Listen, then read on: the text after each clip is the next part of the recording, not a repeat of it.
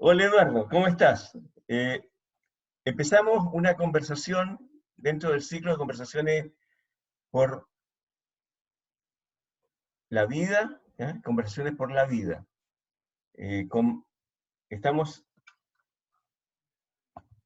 empezando conversaciones por la vida con Eduardo Morris, administrador público, aduanero, un hombre que es actualmente dirigente de la agrupación de ejecutados políticos, eh, un hombre que ha dedicado su vida a exigir justicia por el asesinato, el crimen de lesa humanidad que se cometió contra su hermano, Mario Morris, quien fue sacado de Pisagua y asesinado vilmente con ley de fuga por la caravana de la muerte, en un hecho que marcó al gremio del Servicio Nacional de Aduana, en donde durante el golpe hubo 5 víctimas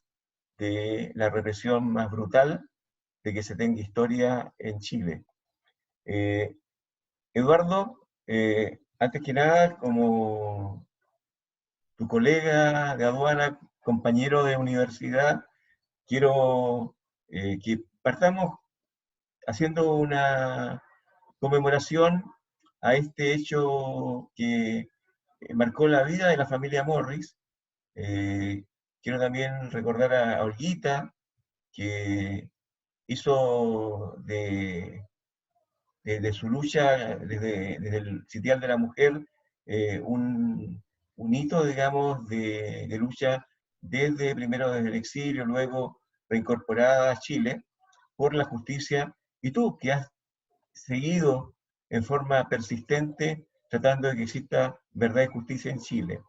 Eh, ¿Cómo podrías resumir tu sensación llegado el año 2020, en medio de esta convulsión social del 18 de octubre, y ahora con esta pandemia que nos tiene afligidos y confinados?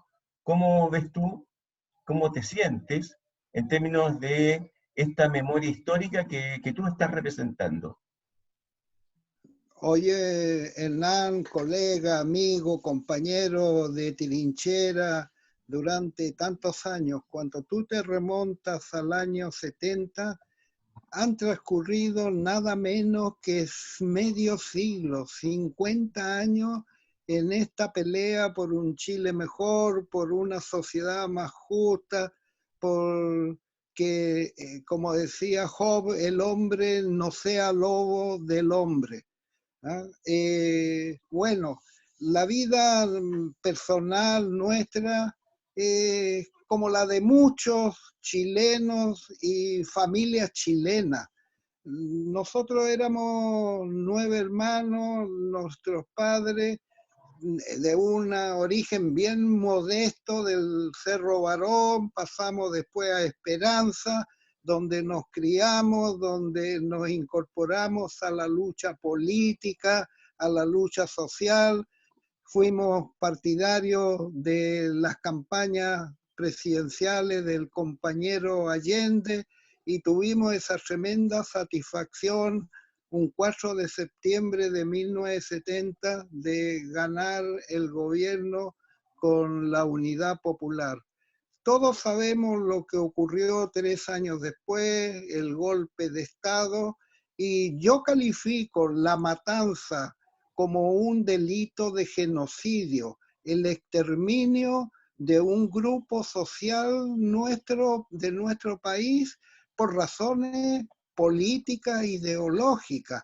Se asesinó, se torturó, se hizo desaparecer a miles y a miles de chilenas y chilenos. Entre ellos está parte de mi familia que fue detenida. En un momento habían 2 o 3 en el buque Lebu que fue tomado o prestado por la sudamericana, el Lebu, el El Andalien, Maipo y el Leuvo, ¿no? el Maipo, fueron prestados para transformarlo en centros de prisión y algunas veces de tortura, aunque el Lebu fue más de prisión, que era otro tipo de tortura, porque sacaban, ahí estaba, tuvo mi hermana Silvia, enfermera, tuvo mi hermano Sergio, portuario, Fernando, otro profesor, estuvo en la Academia de Guerra, en diferentes lugares y así. Y a Mario, que era colega nuestro de la aduana, que llevaba 10 meses en el servicio porque había entrado el año 73 al servicio, 9, 10 meses, y había sido trasladado a la aduana de Iquique para hacerse cargo de una unidad nueva que se formaba en el Departamento de Investigaciones Aduaneras. Y él viajó días antes del maldito 11 de septiembre, viajó a Iquique, no conocía el Iquique, le costaba manejarse por la conversación, incluso era como una avanzada que él hacía para asumir un poco más adelante en propiedad ese cargo. Estuvo en la administración de aduanas, se alojó en el Hotel Simón Bolívar, que hoy no existe, y la noche del golpe lo detuvieron. La misma Se lo noche del llevaron, golpe. la misma noche del golpe se lo llevaron, lo fueron a buscar los militares, se lo llevaron al regimiento de Iquique, de ahí al campo de prisioneros de Pisagua, y en la noche del 11 de octubre o en la madrugada, a 5 prisioneros los sacaron y los llevaron a un antiguo cementerio en esa localidad que todos recordarán que ya en los tiempos de González Videla había De la ley sido maldita. como campo de concentración también. Tenía una historia terrible y volvía a repetirse los horrores en Pisagua. Pero a él lo llevan, a los 5, lo llevan al antiguo cementerio y los pararon al costado de un hoyo que había, que era la fosa. Y testigo terrible, privilegiado, pero macabramente privilegiado, fue un concejal o regidor en esa época, Alberto Neumann. El doctor Neumann Que se está da cuenta que descanse. Mario entre los que van a ser afusilados, porque nos conocíamos como familia. Yo con Alberto Neumann fui compañero en el Liceo Eduardo de la Barra, después en el sexto de Biología y Química él se fue a Concepción, siguió medicina, yo seguí otra carrera, y bueno, y se produjo el fusilamiento y lo tiraron a la fosa. Él fue primero preso político. Desde ese momento, del 11 de octubre del año 73, un mes después del golpe, pasó a ser detenido desaparecido, porque la fosa, bueno, tiraron a 20 seres humanos a esa fosa, que no se vino a descubrir sino a comienzos del mes de junio del año 90. Este año, en el mes de junio, el día 3 o 4 ahí, porque hay una pequeña diferencia el día exacto, si fue cuando se excavó, se hizo la primera excavación o cuando se marcó la fosa que ahí estaba. Porque, bueno, pero fueron los primeros días de junio del año 90, y este año se cumplen 30 años del descubrimiento de la fosa. Yo recuerdo muy bien que lo recibimos, los restos, en una capilla ardiente que se instaló en la calle Colón, donde estaba el viejo recinto de los trolebuses. Ahí se Claro, hizo la claro. capilla ardiente. Claro, ahí hubo una capilla con los 4 porteños que llegaron de Pisagua, y hubo una cosa muy emotiva porque Valparaíso conmovido eh, por Juan Calderón, por Juan Jiménez, perdón, por Calderón, Cabeza, el que era administrador del puerto en Iquique también era porteño, su familia del Cerro Esperanza, igual que la nuestra, y llegaron ahí a ese local a ser velado para después ser trasladado en un tremendo funeral al cementerio de Playa Ancha. Bueno, toda esta historia negra, triste, Neumann fue el testigo y él, no solamente el testigo, sino que él participó porque había hecho una promesa que él cumple después, a la primera que puede entrar, se habla con Olga, con mi hermana abogada, y le dice, vamos a ir al norte a buscar a Mario y a todos los compañeros que tiraron a esa fosa maldita. Y viaja, hablan con el juez, hay una demanda, una querella con el juez de Pozo Almonte, que era Nelson Muñoz. Él murió, me contaban en un viaje que antes de esta pandemia hicimos a la fosa todos los años.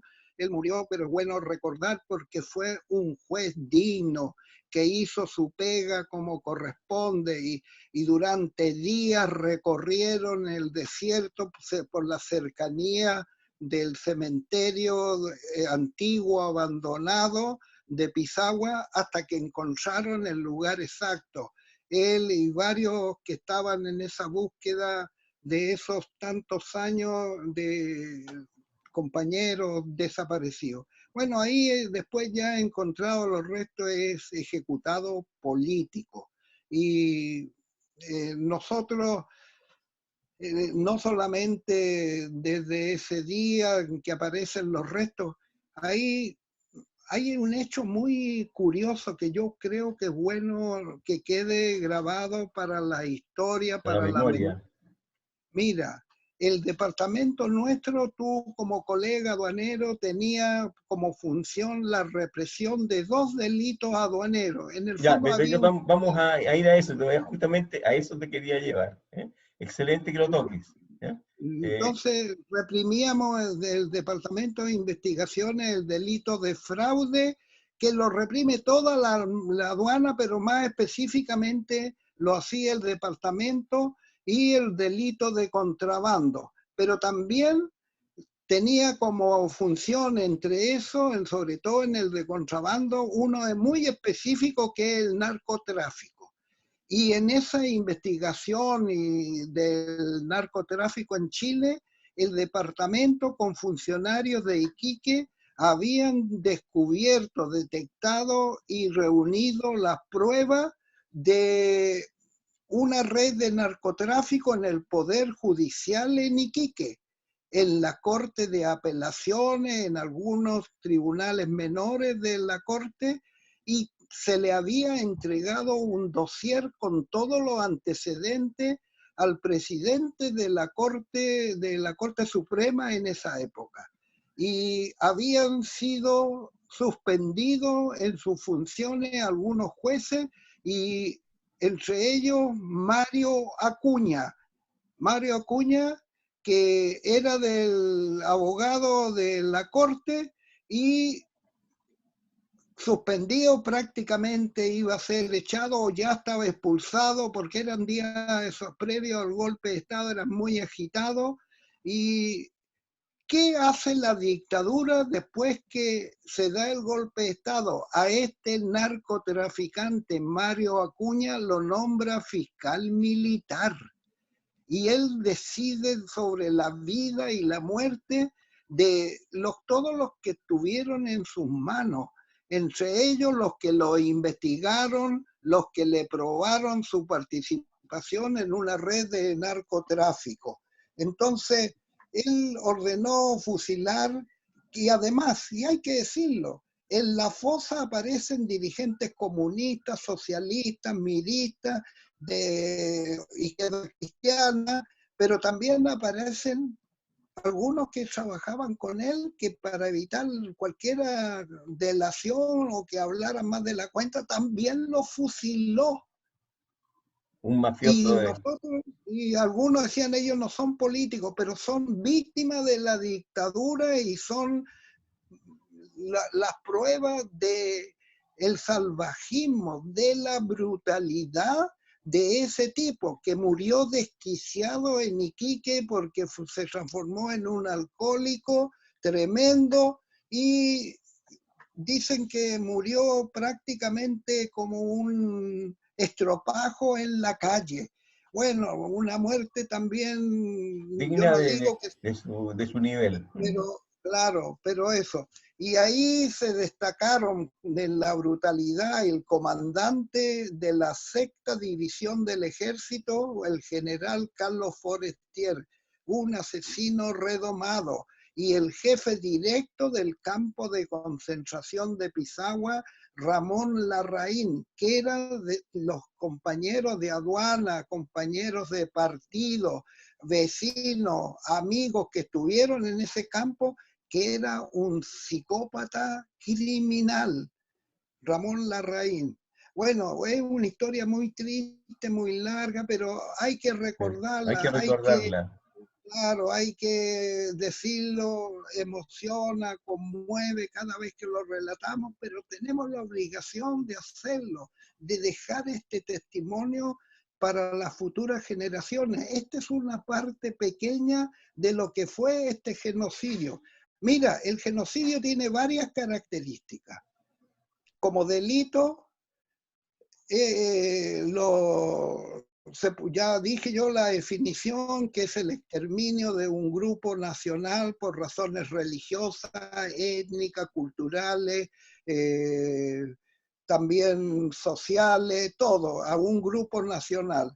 Pero ese delito tiene una cosa que se llama planificación para después, y en ese, ¿a quiénes hay que eliminar de la sociedad? ¿A quiénes hay que aniquilar o exterminar? Que es el periodo de planificación y de organización, para lo que van a hacer después materialmente. En esa parte están los autores mediáticos o intelectuales. Intelectuales, Ahí exacto. están todos los que organizan y planifican la matanza. Después viene el periodo o la etapa de ejecución. Los que matan, los que hacen desaparecer, los que torturan, primero detienen, torturan, asesinan, practican la desaparición forzada, que es el término jurídico de los detenidos desaparecidos, y cometen este genocidio. Pero tiene una tercera etapa el genocidio que es tremendamente desgraciada.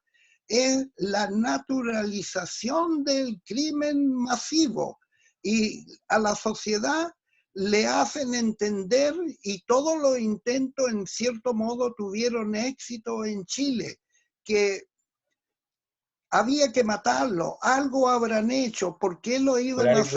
algo era, Entonces claro, así. Esa es la lo lógica que tienen. naturalizan, lo hacen aceptable, como que tenía que ocurrir como un fenómeno atmosférico, una tormenta que era inevitable, o una explosión volcánica, o un terremoto. Eso tiene que ocurrir porque había que exterminarlos, no eran inocentes. Entonces, los trataron de terroristas, de violentistas, de una serie de adjetivos. Se les decretó como enemigo. El enemigo, Claro, el decreto ley número 5 del 12 claro, de septiembre de 1973 decretó el estado de guerra interna. Y en así base a es. ese tratado de guerra interna se logró la verticalidad en el mando, se evitó cualquier insurrección de las tropas y se les dio, igual que a un mercenario, un premio por riesgo, vale decir, tuvieron sobresueldo durante todo el periodo del 73 al 78 que duró el estado de guerra interna. Bueno, esto Mira, una sola acotación. sí, Perdón, Hernán. Después que naturalizan, y tú has nombrado muy bien el decreto número 5 de la dictadura de guerra interna. Entonces, uno se le viene a la memoria la doctrina de la seguridad nacional con la que ha exacto. formado a nuestras Fuerzas Armadas del enemigo interno, una doctrina norteamericana que tiene sus raíces en la doctrina Monroe de América para los americanos, nosotros somos el patio trasero, que En el se Tratado Interamericano de todo lo Asistencia que se elaboró en Recíproca. Exacto. 1923. Y todo lo que sea enemigo del modo de vida americano, del desarrollo, de todo lo que ellos hacen como imperio, como potencia imperialista, está basado en esa doctrina de la seguridad nacional y del golpe preventivo. Y te golpean, dicen, en cualquier lugar ahora del mundo porque esto es Bueno, una amenaza la guerra latente. preventiva las puso en el 11 de septiembre del 2001, ¿verdad? Ahí aparece la guerra preventiva y toda la ley Patriot, que te permite Claro, subordinar todos los derechos civiles en base al interés nacional de evitar cualquier atentado en contra del imperio. Y con eso hacen guerras preventivas, con eso hacen claro. crímenes a distancia, ¿verdad?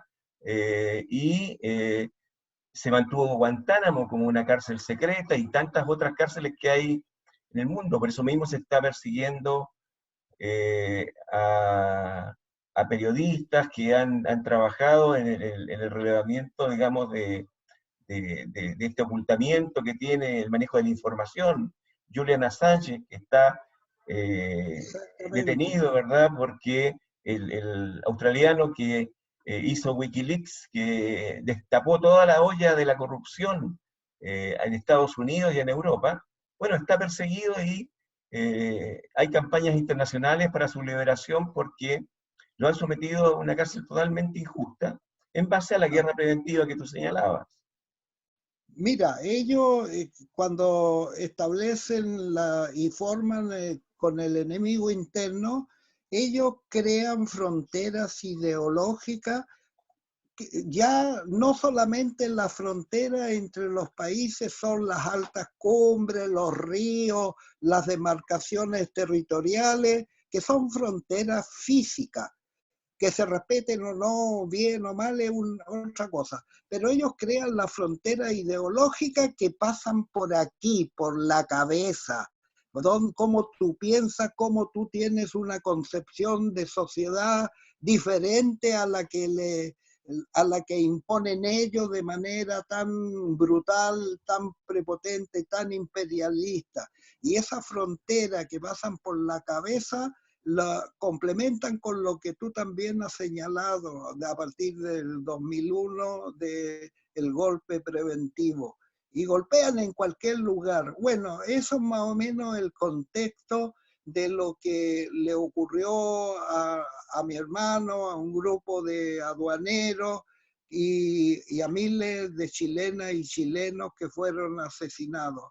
Y ahí comenzó, bueno, toda la sociedad chilena sufrió esto y cambió la vida de Chile.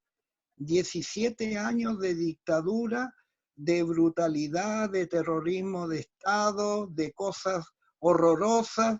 ¿Y qué es lo que ocurre entonces?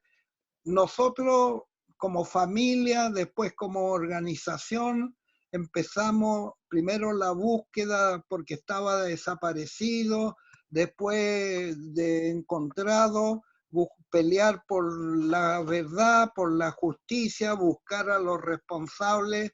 Y aquí viene toda una descripción de impunidad, cómo se ha mantenido una impunidad en esta sociedad y que le hace mal a cualquier sociedad, no solamente a la chilena. Entonces, Ahora yo muy... te quiero llevar a lo siguiente. Esto que estamos conversando para la memoria histórica, tiene algo presente, actual, urgente, que es el, el reflotamiento de lo que se llama la posverdad, ¿ya? Donde empiezan a cambiar la historia, empiezan a relativizar el genocidio, empiezan a decir que los asesinos de crímenes de lesa humanidad son pobrecitos abuelitos inocentes que están sufriendo la injusticia de quienes lo quieren tener ahí en Punta Peuco. O sea, yo creo que en el sentimiento de un grupo que representa el fascismo vivo todavía en Chile, está el decir que a Pinochet le faltó tiempo y que no hizo la pega completa. Eso yo lo he escuchado, se lee en las redes sociales, ese sentimiento fascista vivo, en donde el intento de apagar cualquier visión progresista, visión de cambio social, aplastarlo nuevamente sin ningún asco, recurriendo a las mismas prácticas que tuvieron en su momento. Yo creo que esto es importante señalar porque el terrorismo de Estado sigue vivo y quiere apagar toda acción contestataria, toda acción progresista que quiera, digamos, hacer un Chile más humano. Así es. Mira, yo he estado estudiando no solamente ahora en Chile, lo hice en Suecia, estuve en la Universidad de Estocolmo unos 2 termines que le llama ya semestre, y pude adentrarme en lo que es la memoria, la verdad y la justicia, en ese orden, en esa secuencia, que yo podría resumirla así. Sin memoria no hay verdad, sin verdad no hay justicia y sin justicia hay impunidad. Tanto la memoria como la verdad y la justicia son construcciones colectivas, sociales. No surgen como callampa, tú tienes que construirla, tú tienes que elaborarla, escarbar, adentrarte en qué es la memoria histórica y qué consecuencia tiene cuando se cae o te imponen lo contrario. La memoria tiene una contrapartida tremenda que es el olvido. Y esta lucha, ¿gana la memoria histórica o gana el olvido? Los que quieren imponer el olvido o nosotros que queremos reconstruir la memoria para establecer la verdad. Pero la verdad también tiene su contrapartida, que es la mentira. Y la mentira se construye como nosotros tratamos de construir la verdad. Y la justicia tiene su contrario, que es la impunidad. Entonces, esto es un fenómeno colectivo dialéctico. ¿En quién vence a quién? ¿Quién se impone a quién? Y ellos tienen todo, la lucha nuestra, por lo tanto, es difícil, es compleja, es desigual y muy asimétrica. No tenemos recursos, se nos va la vida. Llevamos 50 años, medio siglo detrás de esto. Cuando avanzamos, tú has descrito muy bien, salen estos intentos porque la impunidad es una amenaza permanente en la sociedad chilena, no son hechos casuales, puntuales, están permanentemente tratando, y la impunidad es social, es jurídica, es mediática, es política y es biológica.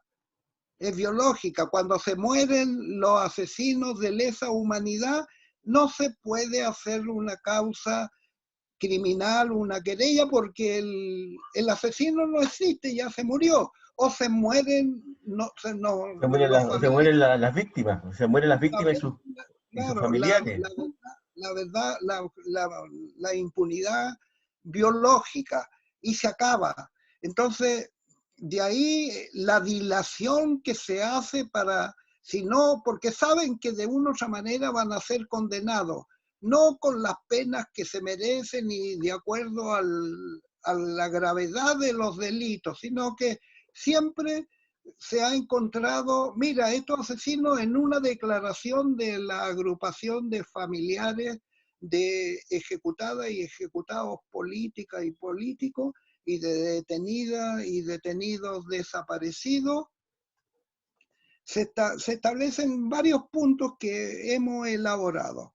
Primero, esta intentona van contra el derecho humanitario internacional, contra convenciones, pactos, conferencias internacionales, protocolos adicionales contra resoluciones de tribunales como la Corte Interamericana de Derechos Humanos, el Tribunal Penal Internacional, y más atrás contra las convenciones de Ginebra del año 51 y todo lo que sabemos de la historia, cómo se fue conformando el derecho internacional humanitario. Contraviene todo, porque todos estos delitos son imprescriptibles, inadmisibles y de jurisdicción internacional. Si no se juzgan aquí, que el país de origen donde se cometieron, se le puede perseguir a estos asesinos como se le persiguió a Pinochet, que se estuvo detenido 541 días en Londres por no haber sido juzgado en Chile por orden del juez Garzón. Entonces tiene jurisdicción internacional y un tribunal, cualquiera puede entablar y se da una orden de búsqueda y captura a estos asesinos, si no pueden salir de Chile. Entonces, ellos violan todos los que quieren la impunidad. Pero además está lo siguiente, ellos nunca han cooperado con la justicia, nunca Nunca el han silencio, el pacto de contribuido a silencio que establecer han mantenido, claro. por el pacto de silencio, por el pacto de silencio que tienen ellos, que es un delito obstruir la investigación judicial, que digan, que aclaran, pero tienen abogados pagados con los fondos reservados de las Fuerzas Armadas, la Armada de Chile, el No, si mira, si, Ejército. Eduardo, es patético el cómo Chile ha transitado estos 30 años, ¿verdad? Así, Porque es una vergüenza. Al dictador que el juez Garzón, digamos, detuvo en Londres, salieron corriendo personajes como José Miguel Insulza, ¿verdad? Salieron corriendo a rescatarlo.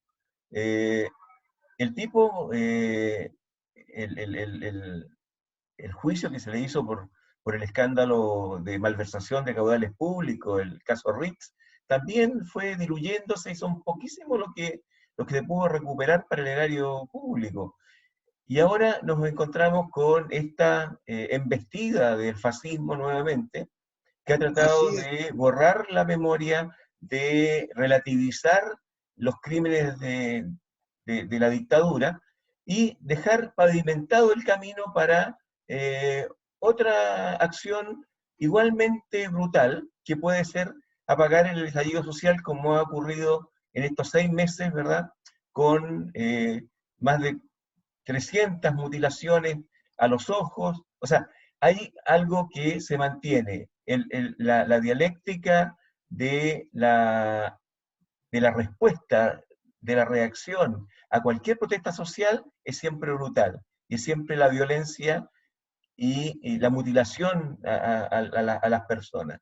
Yo creo que estamos en una Muy situación en donde yo creo que si esto no tiene una solución política, en términos de que se asuma por parte de ese 6% que maneja Chile, esas 5 familias que detentan el poder y que han saqueado el patrimonio público y siguen manteniendo sus prebendas pese a toda esta crisis, yo creo que Chile tiene en riesgo su sistema de democracia representativa, porque en el plebiscito que se viene, del 25 de octubre, puede estar en duda de que lleguemos a él si siguen con esta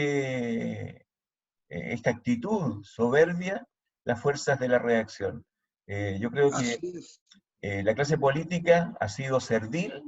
Hay Mira, todo esto está ligado. la fuerza política, lo que se suponía eran fuerzas progresistas, han sido los traidores que se vendieron al sistema y que hoy día, después de haber sido sus administradores, hoy día defienden justamente al sistema frente a la civilidad. Eh, Pienso que estas conversaciones son útiles en términos de la juventud, que está un poco desorientada, que no cree en los políticos por el comportamiento que han tenido en estos 30 años, pero el ocultamiento durante la transición de estos hechos que tú has relatado, ¿verdad? El que se haya terminado con la prensa independiente, que se hayan vendido al duopolio de la prensa Mercurio y Cosesa. O sea, digamos, todo esto marca una situación de fondo, que es que el sistema se mantuvo vivo y hoy la solución pasa justamente por fortalecer la civilidad y hacer un cambio de fondo con nuevos líderes sociales que venzan, digamos, esta actitud servil de la clase política actual. Sí, mira, se ha puesto media oscura la pantalla, algo pasó, pero voy a tratar Se de... está enfocando el techo, por eso no te ves. No, ya, Ahí sí, ahí eh, sí, ahí te veo ya. bien, sí. Claro, entonces voy a tratar de conectar. Da el cierre porque así ya cortamos esta Ya, conversación mira, y mira, lo último que agrego, tampoco estos criminales se han arrepentido y han dicho lo que tú también agregaste, que ellos repetirían, lo han dicho los mismos crímenes si tuvieran que hacerlo nuevamente. Entonces, la clase dominante en Chile, la burguesía financiera, económica, neoliberal, integrista, porque son integristas estos, del neoliberalismo, ya esperamos poder hablar de qué es lo que es el neoliberalismo en Chile, que fue el laboratorio y el inicio, pero también podría ser la tumba del neoliberalismo y a nivel global. Bueno, ellos no se han arrepentido, no han contribuido y la clase dominante a estos que le hicieron el trabajo sucio los tratan de tener contentos y cuando han caído condenados a las cárceles de lujo como Punta Peuco, que tienen atenciones en los hospitales militares de carabineros, a que no tienen los reos comunes ni las cárceles de reos comunes, ellos tienen todo.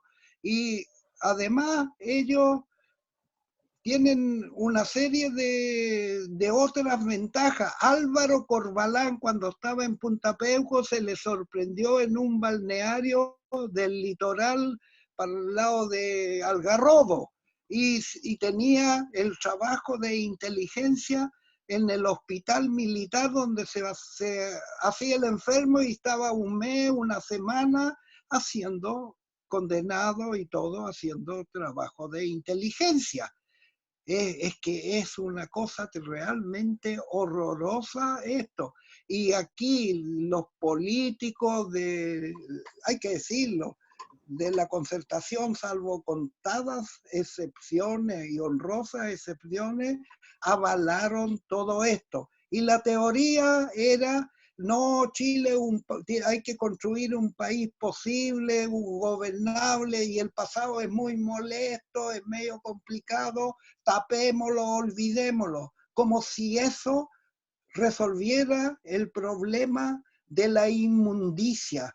No se puede meter la mugre debajo de la alfombra.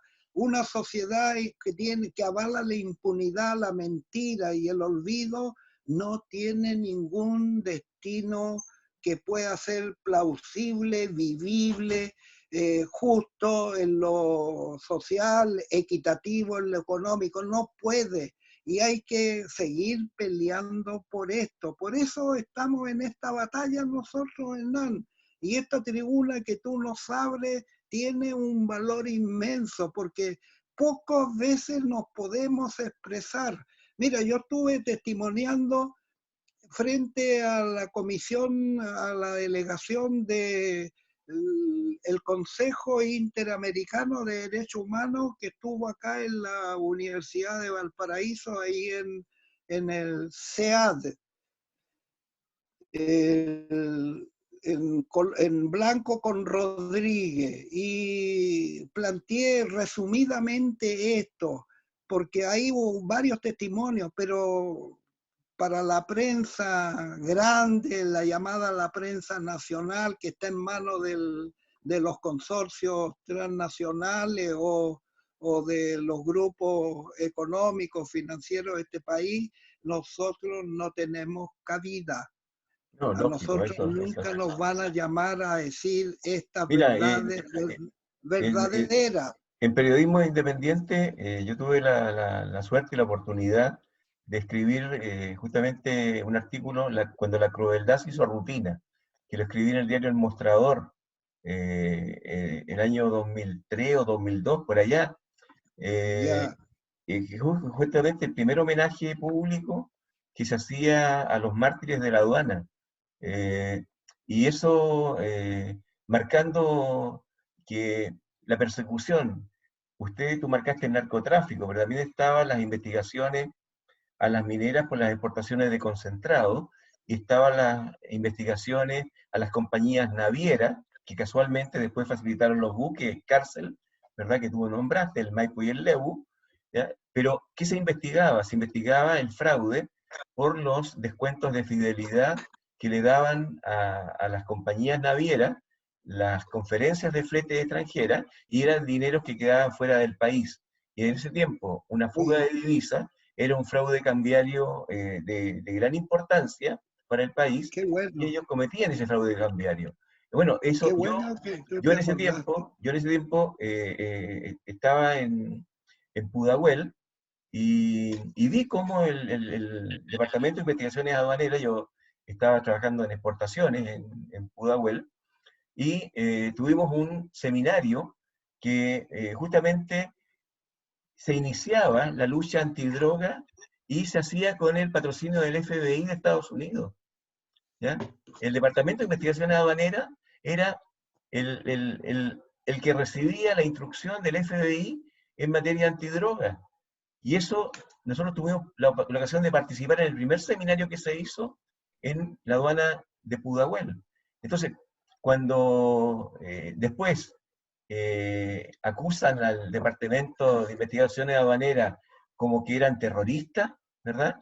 Ellos eran policías y portaban armas porque eran policías y tenían el estatus de portar armas. Pero, ¿por qué se les persiguió? ¿Por qué se ensañaron con los colegas del día, del Departamento de Investigaciones Aduaneras? Porque estaban investigando el corazón de las malas prácticas que tenía estos grandes grupos económicos de la minería, de las navieras y del narcotráfico, como tú señalaste. Bien, Mira, Eduardo, vamos a cerrar yo aquí por cuestión te hago de un tiempo. resumen. Te dejo un minuto para resumir, ¿ya? Ya, Porque mira, tengo que empaquetar. ¿No? yo en primer lugar te agradezco, Hernán, colega, amigo, compañero de tantas luchas que por la justicia, por un Chile mejor.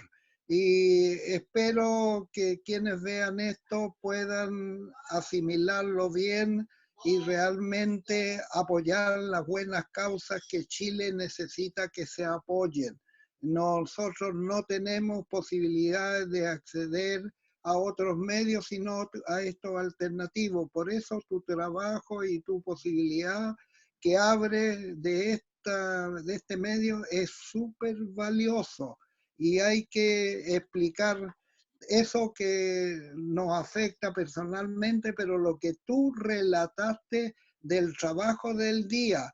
Yo lo puedo decir, Sanguinetti era el jefe, el primer jefe, yo era el segundo jefe nacional de ese departamento y te puedo decir cómo defraudaron a Chile con los concentrados, las exportaciones de cobre, con los fletes marítimos, la alza de las primas de seguro, la doble facturación, los armadores extranjeros, cómo saquearon a Chile. Son cantidades. Yo hice un reportaje para Chilevisión y estamos preparando un segundo reportaje para Chilevisión de toda esta defraudación que con el neoliberalismo globalizado se legalizó y se ha hecho más brutal. Y me despido porque hay alto tema Harto para tema para siguientes conversar, conversaciones y ir precisando, para porque explicar. el tema, mira, cuando hablemos de neoliberalismo, vamos a dejar en agenda ahí marcado que es posible Y pudo haber sido posible, si no hubiese habido tradición, del 90 en adelante pudimos haber tenido una segunda etapa del proyecto exportador con valor agregado para el cobre, para la madera, para la pesca, pero ¿qué hicieron? Se vendieron.